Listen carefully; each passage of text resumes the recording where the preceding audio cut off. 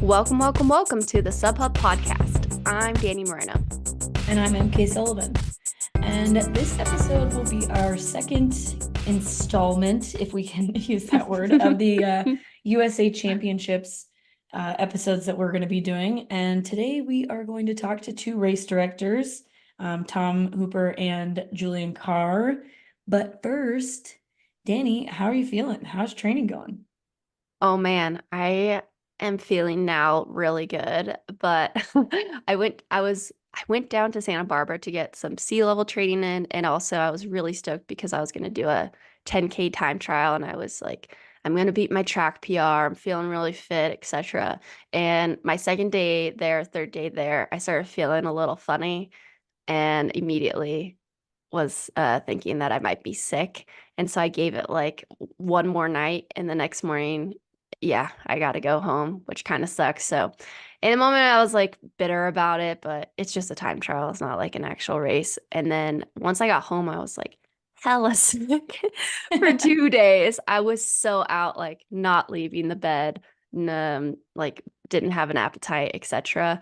And so yeah, it was pretty rough, but now I'm finally out of it. So now I have like that extra surge of energy that you Yeah. get post being sick. You're like, But wow, I'm it so recovered. yeah, exactly. So yeah, I've just been incrementally increasing each day. I've been doing some more cross training than running, and then I think today is like my first long. Well, I guess I worked out yesterday. Yeah. But I'll do some longer run efforts this weekend. So starting to shift to way too cool, which is exciting. I'm stoked for that. How are you doing, Black Canyon debutante? I'm good. I'm good. After you got sick, I like started slamming vitamin C and zinc because I was like, oh my gosh, we're getting so close. Yeah. So by the time this episode comes out, I will be like 2 weeks out from the race, Yeah. which is kind of crazy, but I'm so ready for it. Like mentally, I'm just ready to be there. But yeah, no, things are going good. I'm doing just like really long kind of workouts. Yesterday I did this really weird like downhill workout into a fairly long amount of time at zone 2, and it felt way better than when I did something like that last week. And so just like starting to get into the rhythm of some faster running because most of what I've just been doing is easy running. Um, and it's so funny how I think we've talked about this before, how that stuff just like doesn't go away. Like you're like, oh, I'm not fast anymore. I'm so unfit because I haven't done a speed workout since shit, I don't know, like September or October. No, I'm still fast. It's fine.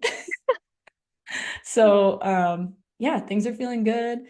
I have my last like I don't even it sounds weird to even call it a long run now because it's like, oh, I'm only doing one 3-hour run this weekend.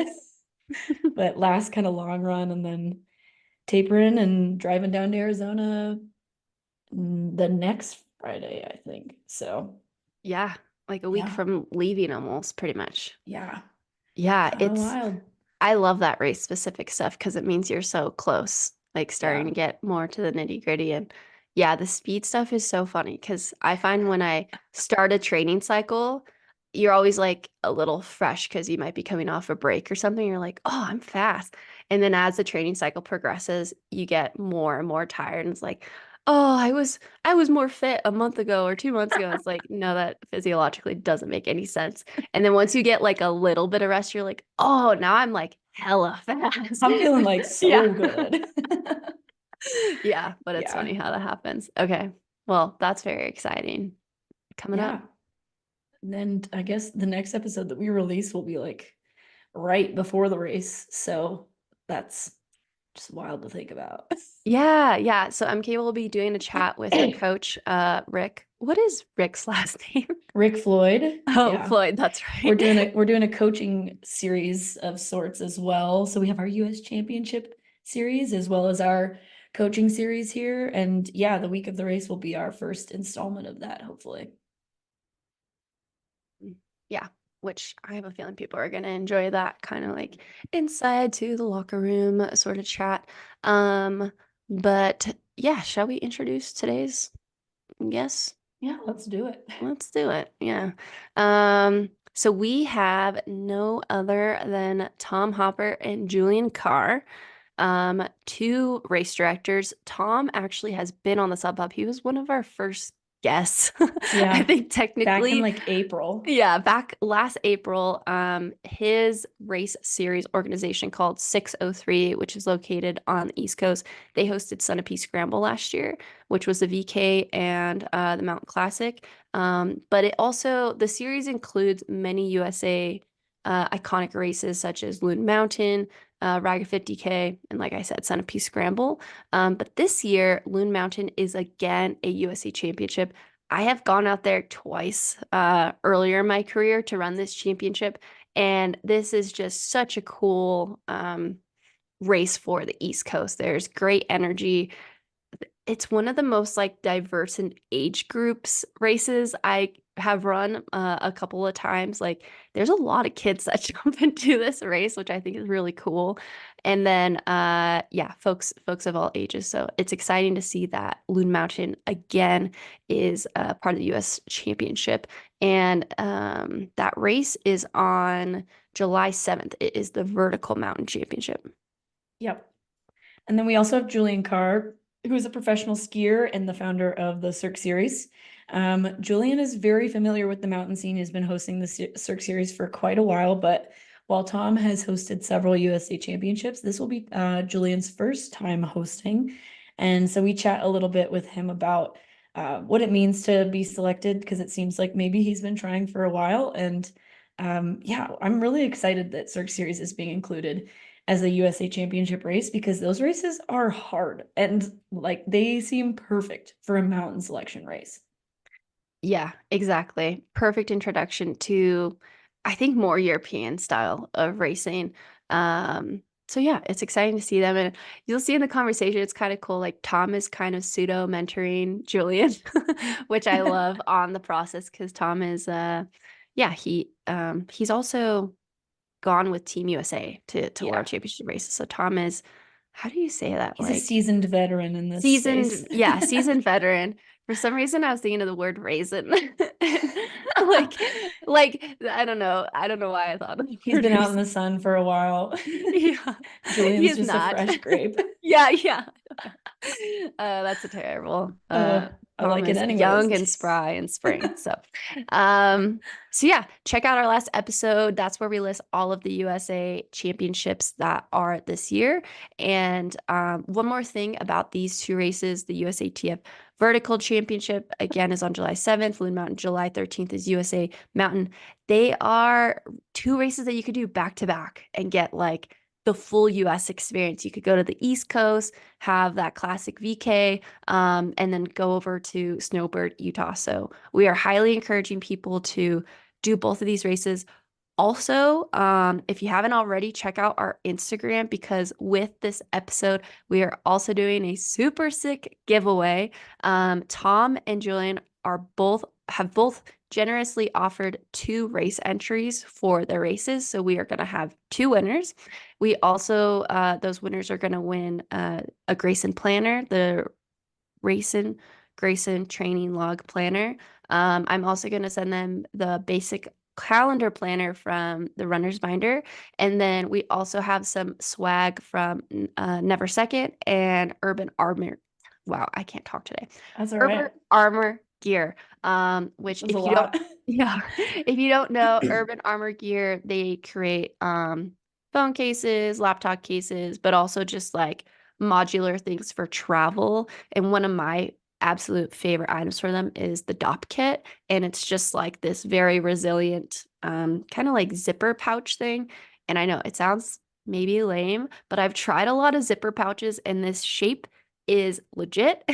And it's just like is so rugged. That's what I go to all the time out of the few zipper pouches that I have. So I just wanted to give this away because it's so good. And their phone cases, they last forever. Like there's videos of them where they like throw them out of planes and cars and stuff, and the phone is fine. So that's what I use, and yeah, so we're excited to give that swag away. So check out the Not that Instagram Instagram. posts. It's probably going to be some combination of like you have to comment and share, but the exact instructions will be there and it's going to be live for a week. So get in there, get your entry, and then hopefully you can win a entry to Loon and Cirque. So that's pretty cool. Yeah, definitely. And so enjoy our conversation with Tom and Julian. But before that, here is a message about our sponsor. This episode is brought to you by our friends at Never Second. Never Second uses a modular system that allows you to create the exact carbohydrate formula for your need and activity. Their products are meant to be mixed and matched so that you can have 30, 60, 90, or even 120 grams of carbs per hour. As a professional athlete, I was introduced to Never Second about a year ago after a rough race at the Mont Blanc Marathon. I was trying to take in gels that required a lot of water, but without a crew and the fact that there weren't enough aid stations to adequately match my intake, it became quite the struggle of a day. After that experience, I started using Never Second in training because their liquid gels weren't as sticky and require less water and are much easier to get down, making my race day and training nutrition immediately more successful and simple. Their gels also contain 200 milligrams of sodium, which is a real bonus on hot days and especially humid days, if you're me. And if you want to try Never Second, just head to neversecond.com. That's never, Never number 2.com.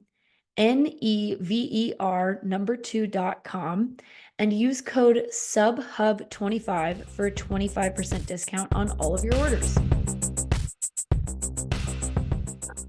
Hey, Julian. Hey, Tom. Thanks for joining us today. Thank you. Hi. Yeah, we're so excited to have you both. Congrats on both being selected for having your race as part of a USA Championship this year. Starting with you, Tom, how does that feel to be selected again? It's awesome. Anytime that you get a U.S. selection race, it brings a bigger spotlight onto your race, so it's great. And Julian, this is your first time hosting a US championship race. So how are you feeling about it? I'm thrilled. I've kind of been watching from the sidelines over the last 4 or 5 years, and looks like such a fun time with lots of great elite athletes. And it's different to all of a sudden be in that mix that has to do with representing the U.S. throughout the world. To say this is the national championship is pretty cool to say that for the USA. So we're very stoked and look forward to it. Yeah, definitely. Huge congrats there on your first time. MK and I have chatted about this before on the podcast, but there's something about it being called a USA Championship or, being able to say that you podiumed at a USA Champion that's very translatable, like across different sports. Like not everyone knows what Broken Arrow is or maybe the UTMB races, but if you say, I won the USA Championship, they're like, oh, wow, you're on Team USA. That's really cool. So I think, yeah, having that badge on your race is really cool. Just a little bit of insight for the folks, like how long has this process been since, potentially you pitched your race or, were reached out to from USATF? Yeah, it's a pretty quick turnaround just because you don't know when Stellina or NACX are going to be, so it goes pretty quick. You kind of have to have your ducks in a row, and then it's boom, you send them everything, they vote on it, and then it's go time. Yeah, on my end, the first time I struck up a conversation with the committee was in 2018, and we've had some good dialogue going over the years. So obviously, yeah, once I did get everything submitted this year, and it looked like it was actually real, like Tom said, it was a 2 week turnaround. So it's kind of a 5 year process turned into like a 1 week big storm of communication that panned out great. So, but yeah, it's been a while on my end, at least since the first time I tried to put it on the radar. So 20 minutes though is correct. Yeah, so it's almost like you guys just have to have this like permanent template ready to submit whenever USATF's ready to pick a selection race. You're like, okay, I'm ready. I've got this. I've had this in the vault for 5 years now. Yeah, exactly. And like Danny said, I actually didn't even think about this is going to be such a great way to communicate to, I mean, I want to say friends and family, but for lack of a better term, when people are like, what's Cirque series? And I'm like, oh, it's a mountain running race. And they're like mountain biking? I'm like, no, foot running. And they're like, oh, sweet, cool. But now it'd be like, yeah, and one of our races is the national championships through the USA track and field. They'll be like, oh, okay. So it is. It's just like this nice anchor that provides a little bit of clarity and just makes things a little more special. It stamps some legitimacy onto you. You're like, boom, okay. Yeah. And it's something too that, when I came into the sport from collegiate athletics, and even before that, I used to do junior Olympics and stuff like that. That's immediately what I sought out was USATF races because that's all I knew.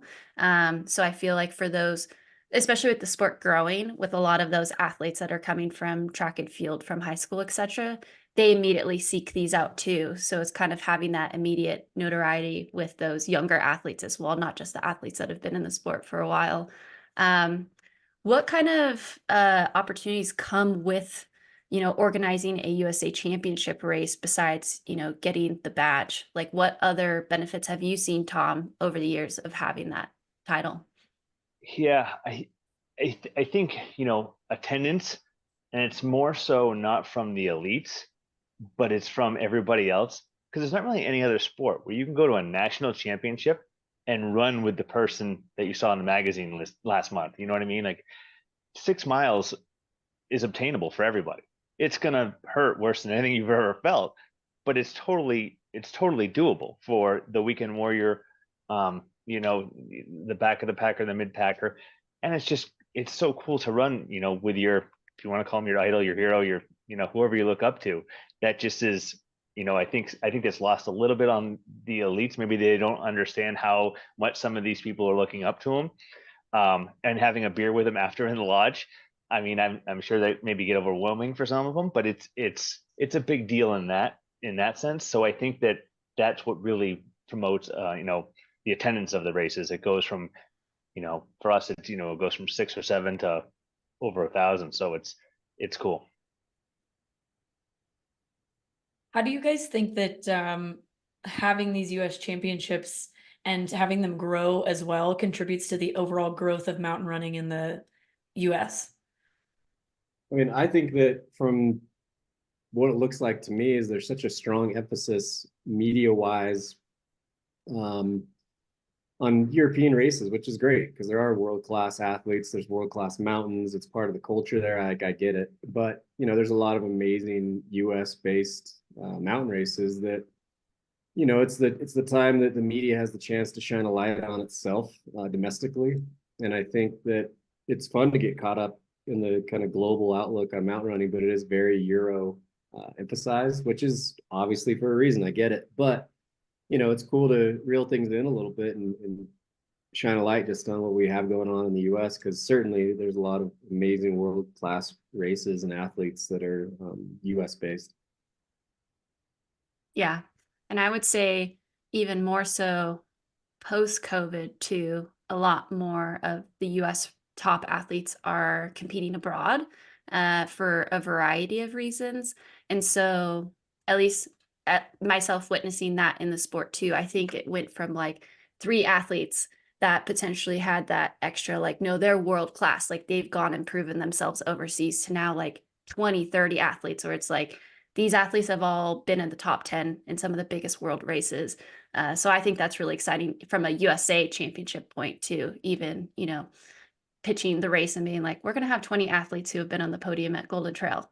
Like, Yeah. that's just such a cool opportunity. Well, that's just another way that when these athletes do go travel abroad, the best way for them to articulate their background is to say, yeah, I, placed 4 podiums in a row in the USA championships. That's the easiest card to put on the table that translates globally. So it's just fun to have the Nat Champs be a part of that kind of global conversation as well. Yeah. Yeah. And And I think that the more excited that people get about US championships, like the more awareness that's brought to the fact that we have US championships in trail running, like the more likely you're going to get like there's always going to be some athlete that none of us know about now who's going to show up to these US championships and kind of blow us away because it just gets more competitive Especially with the every short year. distance. Yeah, The exactly. short distance, you get these kids that bounce out of college and you've never heard of them, and all of a sudden, boom. Yeah. Or the, Nordic skiers that, oh, I'll try mountain running. And they freaking podium, and you're like, who is this guy? And then you look them up and you're like, oh, they're like 20th in the world in the Olympics in Nordic skiing. I get it. Yeah, it's a huge opportunity for everyone, and you don't have to travel overseas. You can just stay here in the United States. So we have Tom is the race director for the Loon Mountain race, which has historically been part of the USA Championship Circuit for many of years, and that this year is the USATF Vertical Mountain. And speaking of international competition, that qualifies the top 2 athletes for Challenge Salina, which is a huge race in Italy that happens each year. Grayson won it. Grayson Murphy won it a couple years ago. Anna Gibson podiumed. Christian Allen has podiumed there. So many great talents, young talents, have gone and competed at that race. And then for Julian's race, which is the USATF Mountain Championship, the Cirque Series Snowbird event, because he has many events in that series, those top 2 go to NACAC this year. So it is cool that, you can stay in the States and potentially earn the opportunity to be supported to go and travel and compete overseas. Yeah. But what do you want to say on? Yes. Definitely on that. And so for those athletes that are seeking out these races, for you, Tom, how would you describe the Loon Mountain course in 3 words? Relentless. I mean, yeah, I mean, it's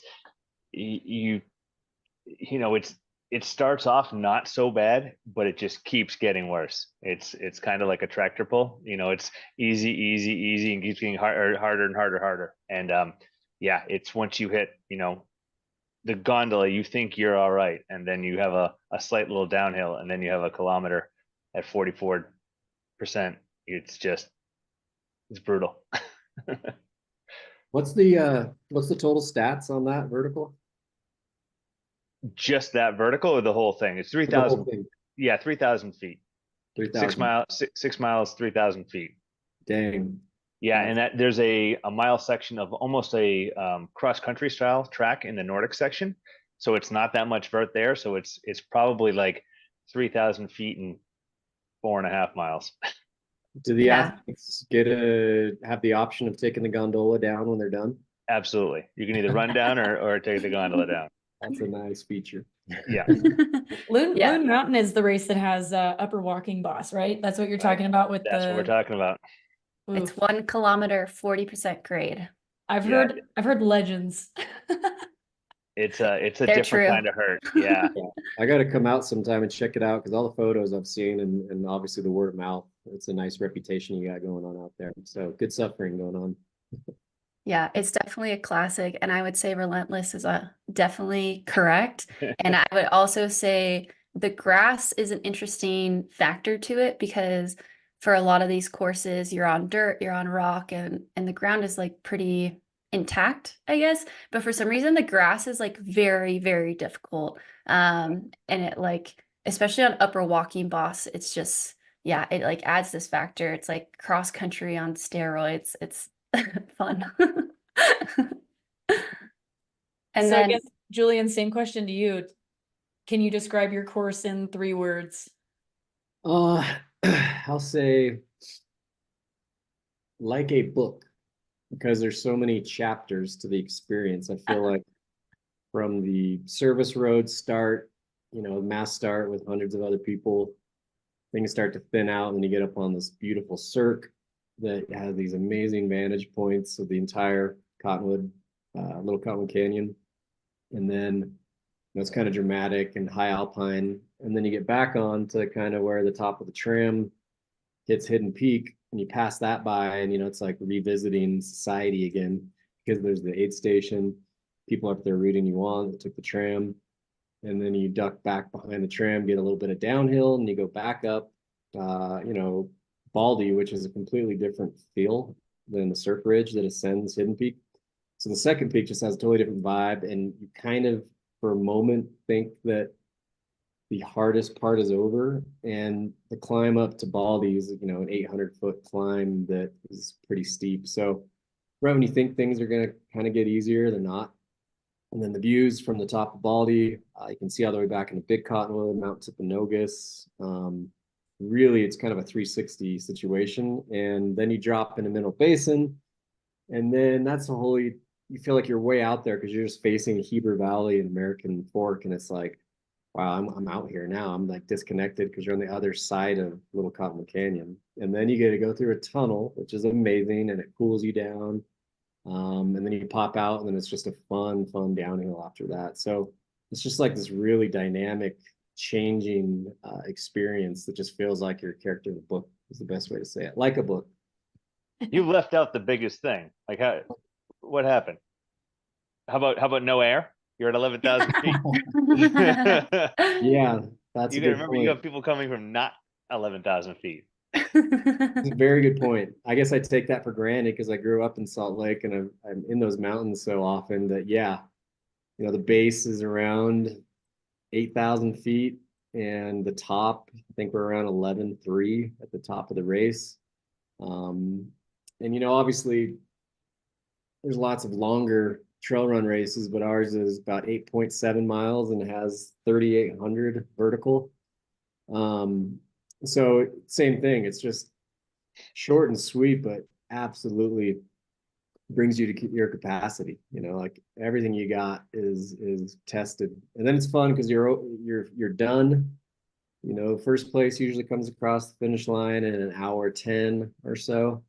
Average person is like 2:20. Last place is like 4 hours. But that whole environment, seeing people cross the finish line, just so spent. But then they recover, and you're not just ruined for days or weeks. You know, you kind of recover on the spot, and you're able to mingle and hang out and high five the people that were around you throughout the race. So Yeah. a book in an airtight bag. Got it. I got to leave that Exactly. part out. We want people to sign up. Come on. You take the air out of the bag. Right. You know, it's almost short enough that like you probably can't even tell. Exactly. Yeah. There you go. Yeah, keep in mind Julian is currently at an 11,000-foot cabin, so Yeah. he's in the sweet spot right now. I will No, say, every time I go to sea level, I always try to go for a run within the first day because I feel like, you know, it's superhuman. It's crazy how it does translate like that. And obviously, like to your point, Tom, the opposite. If you're coming from lower elevations, it certainly stings a little more. yeah, definitely. So if you are eyeing the mountain championships, consider maybe getting there a little bit earlier, potentially, to get used to altitude or do altitude training at some point. Or right before. Or right before, just show up within the day, because that also works, we have found. But yeah, No, they're going to do the double. They're going to come to Loon on Sunday, and then we're all flying to Utah Yes. like 2 days later. Yes. Yeah, because the vertical is on this July 7th and the mountain is on July 13th. So you can do both. They're set up so you can do both, which is awesome. And then something just based off of how you guys describe the courses, it just makes me so excited because I think both of these are exceptional selections for the race category that they're representing. So Loon is a true, like, as close, very close to like the textbook version of a vert, but you really are getting the 3,000 closer to the 4 miles than the true 6 miles. And so that's perfect to select a vert team. And then same with the mountain course. It's like, it is a mountain circuit, something you would most likely see overseas as well.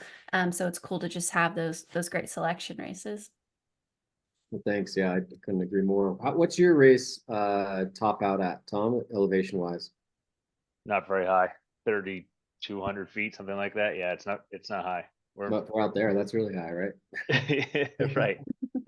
Add in the humidity too, and it feels like 8,000 feet. Right. Yeah, exactly. in July, it's just a Yeah. poor man's altitude, Right. as they say. Yeah. That's good. So you guys have both been putting on these races for quite some time. So I'm curious, like, how have your races evolved over the years? And are there any like changes that you're going to plan for this US Championship version? On my end, you know, when I first started the races in 2015, Snowbird was one of the first 4 races we had that first year. and our course is unchanged.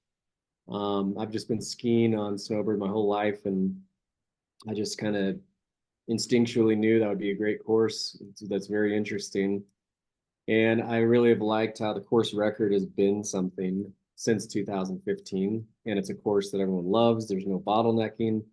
And it's beautiful. So as far as attendance and vibes and energy, it took us quite a few, 3-4 years to get things up to where I first envisioned them. And now certainly we're at that first kind of vision I had for the races. So now it's fun. It's another challenge to, learn and talk to a lot of, the elites and you guys that have attended the Nat Champs and try to understand like what we can contribute to that experience, how we can evolve as a race series, because I feel like we're doing so many things right and I'm really proud of it. And now that we have the opportunity to host the national championship, it's like, how can we step up?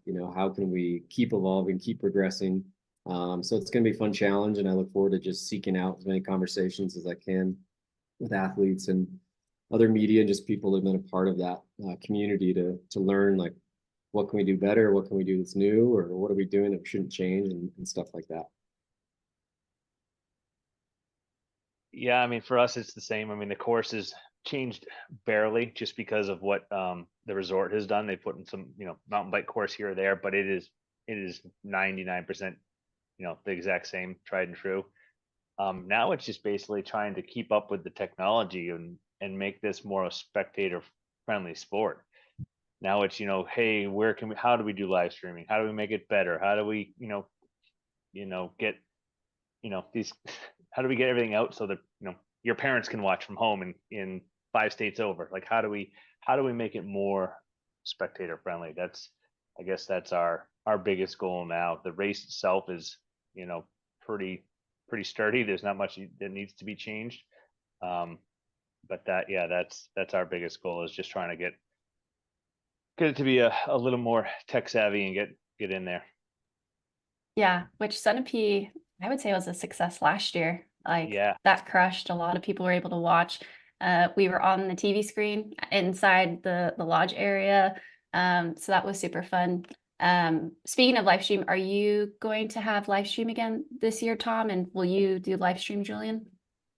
We are, yeah. We're gonna do it again. We're in the Nice. going through it now, trying to figure out how many Starlinks we need to have, where we need to have them, all that good nonsense.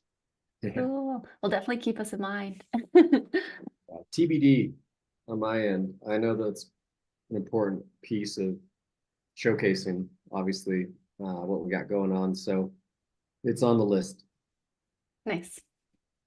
Well, we're excited. We love watching. And yeah, if you guys need some commentators, just let us know. You're on the list. I We mean, had so could much cookie fun cutter- last year. We could cookie cutter what we have at Loon, and I'll just bring the laptop to Snowbird. We can do it right there. Perfect. Yeah. Perfect. Yeah, we had so much fun last year, even though I sounded like a dying frog. I was so sick. But that's okay. It was worth it. So in terms of like, I guess athlete preparation, we want you guys to kind of give some advice or insight, I guess, to people who are looking to run these races. So what kind of training or preparation do you feel that the elite athletes typically undergo or should undergo for your guys' races, considering its challenging nature? Yeah. And something that, obviously applies to everyone else that joins the race as well. Yeah. I mean, I'd say on running is obviously you got to have those miles put in, but just understanding that we kind of gear down. We really just have really steep hiking that if you can kind of pull off that grandpa jog kind of pace is also, pretty heroic, because it's so hard to even remotely kind of jog when you're going straight up these mountain ridges. So I just say putting in as much running mileage that translates, but also, seek out steep hikes and just power hike a lot. Because that's certainly going to be how all of our races are built. They're just straight up. So there's not many people that are actually able to even run, quote unquote, run the entire race. Like your hands on knees power hiking a significant amount of the uphill. Yeah, the same. Whatever it takes to get into granny gear, just kind of grind it out. I mean, step mill. I'm Yeah. just trying to think, what are you doing during the winter? I mean, that's kind of tough, so it's, most people's treadmills don't go up to 44% grade. Yeah, Danny, like obviously you being a part of a lot of these races, how have you found that what kind of training has translated the best for you, or how have you accidentally showed up to a race and in the middle of it been like, whoops, I didn't train right?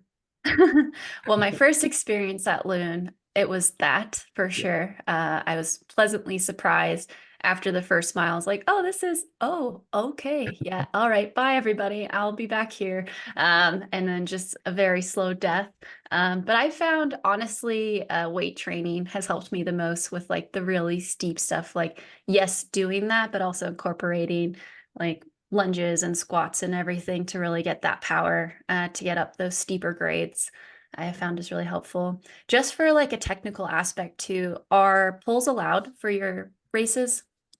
Tom, go first. Yeah, no. No, this one they're not. No.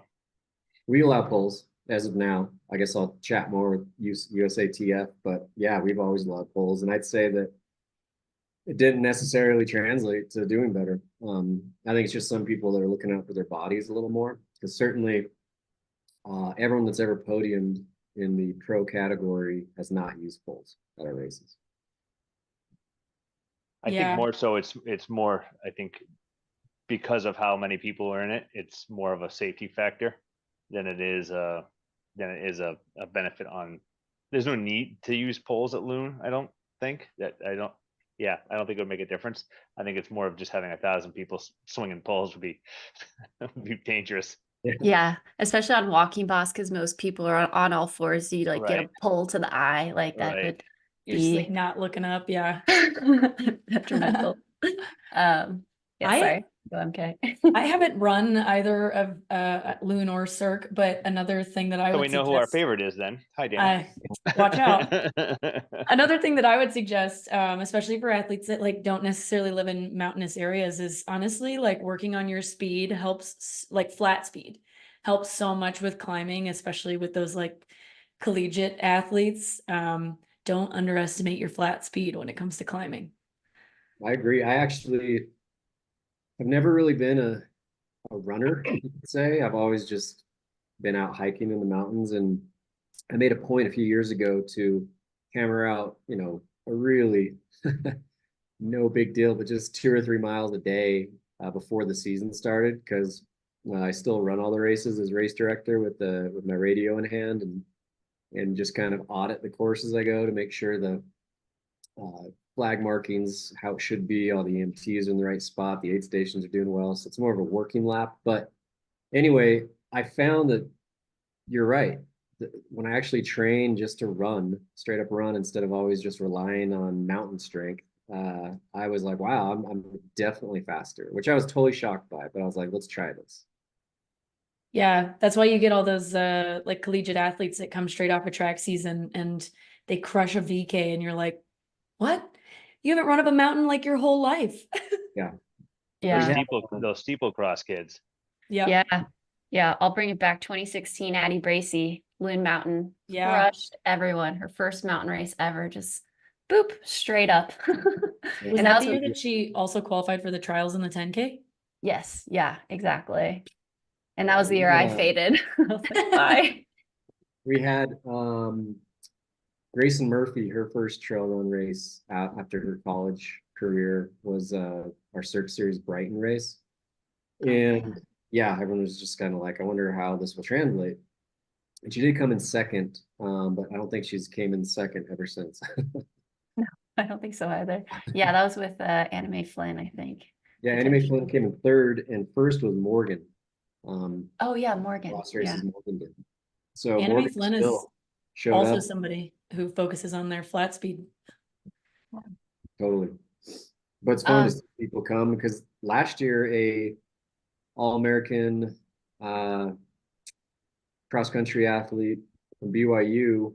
Well, we all know Christian is doing quite well, but on the girls' side, I can't remember her name, but It either translates or it doesn't. Because one came out from BYU, just her career just ended, and I was like, oh, she's probably gonna kick butt too. And she didn't quite crush it. And then I didn't see her do any other trail run races. So I think either you find the joy in the technicality and the new challenge of it all, and your body adapts and you thrive, or you don't.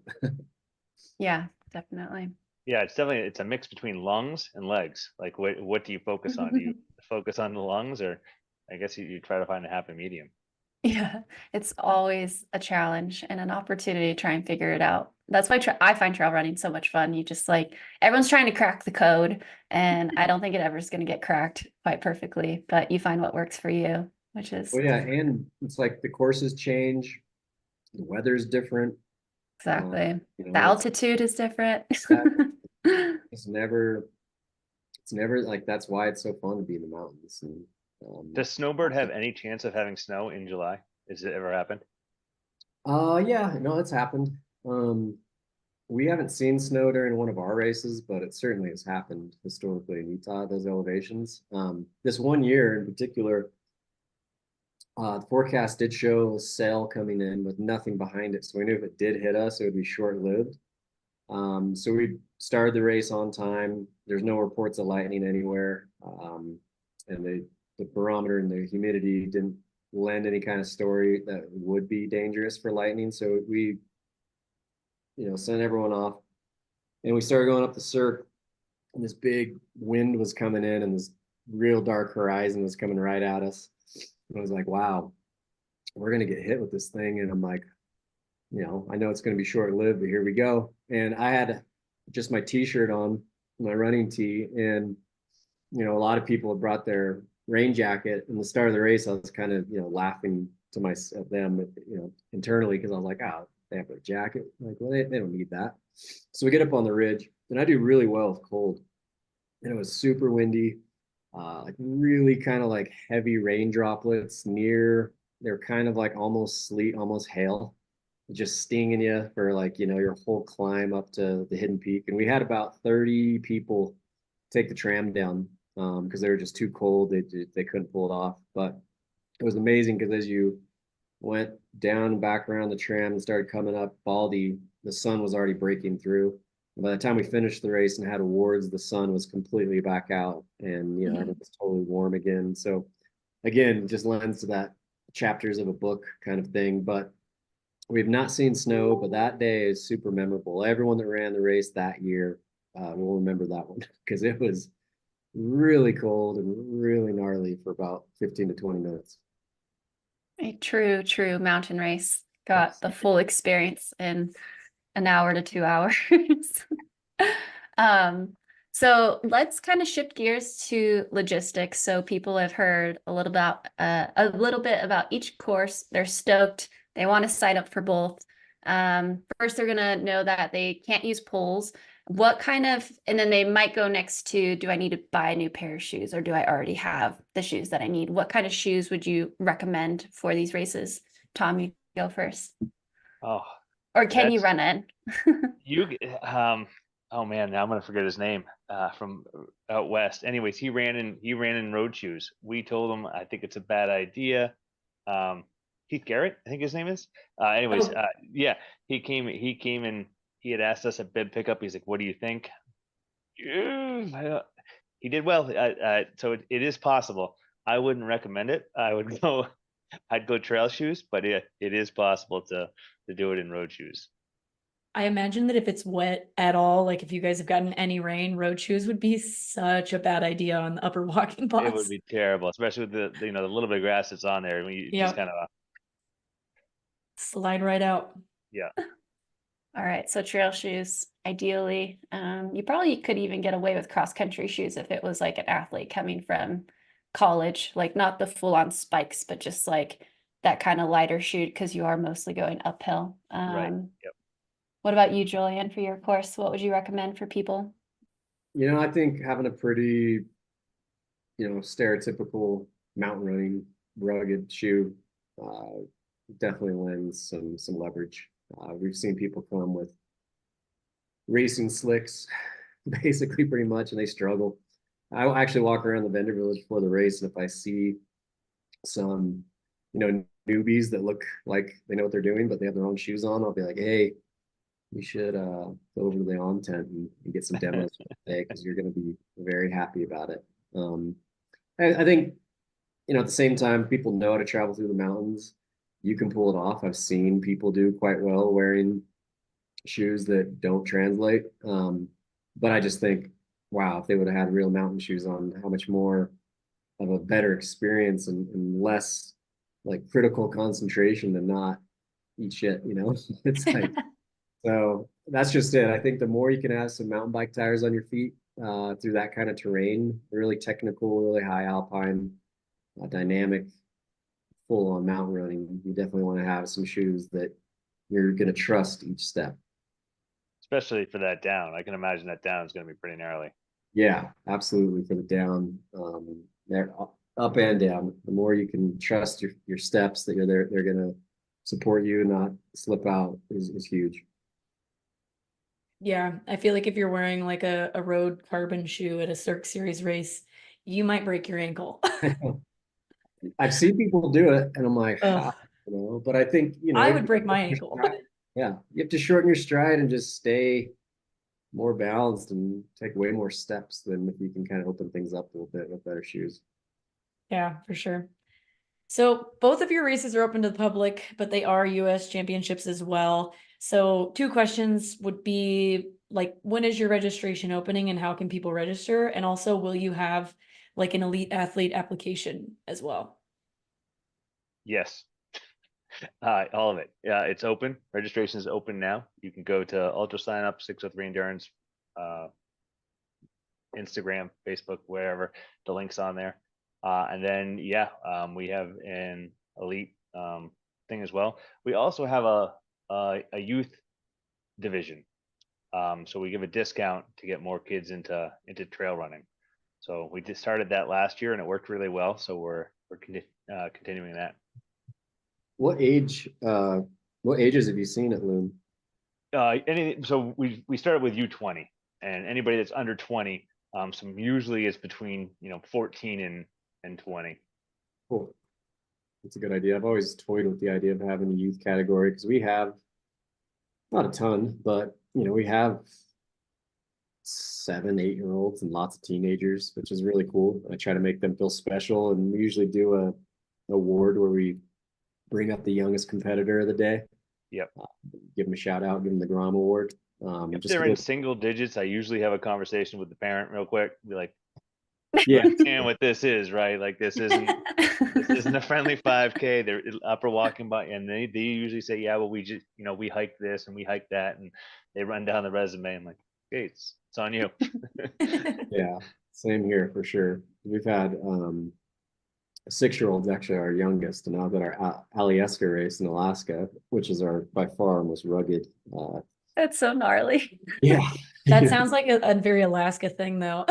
Oh, it is. It is. And that's the thing is just by seeing the parents and seeing the kid, I was like, yeah, I don't even need to go have a conversation with them. They'd be insulted if I came and had a chat, But that's the thing is you have to pay attention to that stuff. Absolutely. I feel like that should be the tagline though. So easy, a 6-year-old can do it. Yeah, right. Well, whenever I have people that are hesitant, I'm like, you do know that we've had ages 6 through 82. And they're like, oh man, now I got to do it. Like, exactly. The 82-year-old was hilarious because he didn't make our cutoff time, but he was adamant that he keep going. And obviously, that's why we have a cutoff is so that our 40 volunteers on course aren't up there for an extra 2 hours to accommodate 1 or 2 people. But we were at A Basin, and that one actually goes up to 13,700 feet. And we partner with A Basin's medical team. Their patrol is the primary people, the personnel on the mountain. And they were like, hey, we ran it by the team, and they're like, we're all cool with staying up here to see this guy finish if you want to approve it. And I'm like, oh, you guys are cool with it, then absolutely, let's let him rip. So he did take, another hour. We were done with the awards by the time he came down. We were in the middle of breakdown, but the whole place just absolutely went bonkers to bring this guy through the finish line. And he was 82 years old. It was pretty special. But Yeah, you can go for Cirque Series to start with this little side mention there, but you can register for the Cirque Series Net Champs. So if you just go to our website, Cirque Series, you'll see the Snowbird race. Um, and there's a pro category, and I'm going to be chatting with USATF a little more just to tweak the website a little bit. So there'll be some, more, uh, I guess, branding and I guess definitions of how we are hosting on the website. So I have that meeting with them next week. So the website as of now doesn't have it doesn't have any mention of it because I'm not sure exactly how to fulfill and adhere to their guidelines. So TBD. Well, But you can sign up for it now. Just yeah. go to pro category. And we'll include the links for both of those, like the Ultra Sign Up and the Cirque Series page, just so it's easier for people to find as well. But I'm excited that like registration's already open. Yeah. I guess another question would be, when do they close? Is it until the week of the race? Okay. Yeah. Yeah, Awesome. ours, I mean, I'll probably just keep some spaces as when we start to sell out because we usually sell them like a month before the race. But I think in light of probably some people that want to compete that are at the elite level, not knowing their schedule until a couple weeks before the race, we'll probably hold a couple spots just for that purpose. What's your That's limiting very factor? What makes kind. you put a cap on it? Is that what the permit's We've for? done 500 people. I'm in the middle of trying to negotiate for 600 for all our races this year, but it's sort of historically been 500 people. Okay, I guess my question is who picks 500? What's the limiting factor? Do they say that's too many people on trail? Is it too many parking spots? Is it what would make it be 500? Just curious. Nope, it's more of a, that's just the number we came up with, and we thought we'd fill that out. And I had a 5-year permit with the Forest Service, and now we're renewing. And I asked for 600, and I think after doing 5 years at 500, I have full confidence that the impact and the course designs we have will be fine. And we also put $1,000 into a nonprofit after each race to have them rewalk the trail and just make sure it's perfect. And we have a crew of 3 people that go right after the last runner and pull out all our flagging. So we definitely take that part of the stewardship of the high alpine environment seriously. So I have full confidence that 600 is going to be completely fine, totally reasonable. Sweet. That's cool. Yeah, it's always interesting to hear. I mean, people show up to the races and they get to experience the end result of many, many months of work from the RD's perspective, but you guys are constantly leveraging and having to, build these awesome experiences within these guidelines based on where your event is happening. So it's always interesting to have that insight as well. All the balls that you guys are juggling and the people you're trying to somewhat keep happy, etc., who are putting those guardrails in place. So speaking again, we want to highlight anyone could sign up for these races. So if you have a family member that's wanting to go for the win in the USA Championship, heck, bring the whole entire family. We got 6-year-olds to 82-year-olds signing up for these races, which is really cool. But for those that are gunning for those spots, to represent our country, etc., is there any prize money for those folks at your guys' races? Yeah. We do $1,000 for top first place male and $1,000 first place female, and pay cash for second and third place as well. But winners do get $1,000. Cool. We have a $4,000 prize purse, but seems like more people are interested in because we also have a upper walking boss challenge. There's $1,500 in there. So yeah, there's some prize money for it. Nice. That's awesome. Yeah. And thanks for doing that. It definitely helps those folks that are pursuing this as their, full-time gig, etc. As far as getting there, what, logistically, what is the closest airport for people to fly into? Mine's super easy. You just land in Salt Lake City International, and Snowbird's 35-minute Uber or rental car, or there's even buses that go. You can take the train to far end of the valley, and then from there take a bus. Like that's pretty easy to get up there, which is pretty insane. To be in such a world-class mountain environment and have a international airport just 30 minutes away. Yeah, we have three. I mean, Manchester's probably the closest. That's probably like an hour. Can be a little bit more expensive, $1,500 more than going into Boston or Portland. But both those airports are there as well. And like in terms of accommodations, what would you guys recommend? Like I mean, where? mouth of Little Cottonwood Canyon, there's all kinds of, Hampton Inns and all the rest. And then, 5 minutes up or 10 minutes up the canyon at Snowbird, there's thousands of beds available at their Cliff Lodge, and they have various other accommodations like right there at the mountain if you want to go that route too. And I'm gonna arrange with Snowbird to have some kind of discounted rate for everyone coming in.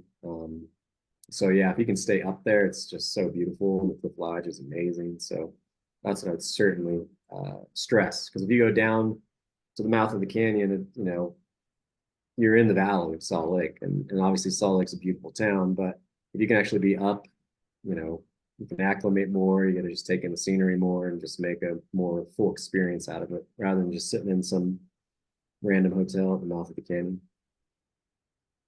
Yeah, same. It's Loon Mountain Ski Resort, so it's perfect. You can stay right at the mountain. The whole town is our lodges and hotels and breweries and all that good stuff. So it's a pretty small town, but it has quite a few hotels there. That's awesome. Yeah, because a lot of times for people's first trail runs, they get intimidated by that. Like, is this going to be out in the middle of nowhere? Am I camping in my car? Like, what does this look like for me and my family, etc. So it's nice to know that these are very accessible races for everyone. You got some big airports that you can fly in and out of, and there's accommodations nearby. Yeah, personally speaking, at least one time a year in Europe, I'm driving on like a tiny mountain road in the middle of the dark for like 2 hours, trying to get to a little hut in the forest to figure out how I'm going to stay for races. So yes, very accessible races for everyone. Kind of wrapping up kind of like these logistics and things leading up to the event. Do either of your events have any training runs that people can come out to seek out the course? Or are these places that they can go and run at the course if they live nearby? Yeah, I mean, usually what happens with the national championships is they'll send teams. So, Brooks will be there, Hoko will be there, and they usually have, shakeout runs 2 days before. Usually we'll do a bib pickup at, 5 on Friday. They'll have an evening run. They'll have a Saturday morning run. Yeah. Yeah, I'll echo. We have a pretty similar thing going on. We'll put it out on our Instagram, or we'll put it in our competitor emails that week. People will get their, bid pickup information and any shakeout runs and training runs available. And our course, you can go hike it anytime you want. You can download the GPX from our website to make sure that you're on the actual trail, because it is kind of a big mix of a bunch of trails that complete our full trail, but it's really easy and pretty intuitive. Well, we really appreciate you guys coming on and giving us your logistics and your advice, and just talking about the US Championships. But one last question before we finish up would be just, and not even a question really, give us your last pitch as to why people should come out to your race and race the US Championships this year. I think that's a wrong question. I think why should they do both back to backs? I think that's love the that. question. Absolutely. I think that'd be a pretty cool double. I mean, going from 3,000 feet to 11,000 feet, like, you want to test your body, that'll do it. Yeah, absolutely. And the fact that we have a tram at Snowbird that you can always take it down if you really want to. No, I love the Wasatch. I grew up in Salt Lake City, Utah, and it's just like this small, beautiful, really extreme, user-friendly, accessible mountain range that is world class. Lots of other mountain ranges all over the planet could swallow the Wasatch up because they're much bigger, vaster, wider, gnarlier, but Wasatch has got some cool things going on. I put it up against, any mountain out there. So I'm just excited to bring more people into the Wasatch Range and have them experience mountains that I've fell in love with my whole life, and have them walk away with a big time challenge and, a new mountain range that they can say is familiar to them and probably, visit time and time again. Yeah, no, definitely. And I'll say too, as an extra pitch for doing these doubles, again, these courses just represent two great ways of replicating any race that you would do in the world. So if you are interested and, potentially like going further in your professional career, elite career, maybe you're seeking out a sponsorship, these are great testing grounds for yourself. Also, earning your spot on a Team USA team is something you'll never regret, and having that experience, whether you're new to the sport or old to the sport, it's just like so cool to wear the USA jersey overseas. Getting to test yourself against not just the nation's best athletes, but the world's best athletes. And honestly, from like a calendar standpoint, if you are a professional athlete still building out your calendar, these are greatly timed in the season. You're kind of like right before the bigger, longer mountain races. So if you want to touch upon that speed and those shorter efforts before you really get going in July, August, and September, there's no Golden Trail Series races in July. So this is a great time to keep up on your fitness if that is a series that you are seeking out. So nothing but pros for both of these courses to do these doubles. So hopefully we can get a ton of people out there at both these races. Yeah, I just want to give a quick shout out to Tom because, like I said, I'd had some dialogue to get one of our races to be Nat Champs, and he reached out to me a few months ago and really wanted some great insight that helped, streamline the whole kind of selection process and have for me what to expect. But it was instrumental. So thank you, Tom. I appreciate it. And I'll probably still be reaching out to ask more questions as the races get near. Anytime. Yeah, I'm excited to come up to Snowbird and run. Yeah, I want to get out Yes. to Loon sometime. With our, 6 races, it's challenging to squeeze anything else in, but I'll get out there one of these days, I promise. We're big Tom fans on this podcast too, so Thank you. But, Appreciate it. thanks again for joining us, you guys. And this has been the Sub Hub Podcast brought to you by Free Trail. Make sure you guys go subscribe, like YouTube, Instagram, Spotify, wherever you listen to your podcasts. Thanks.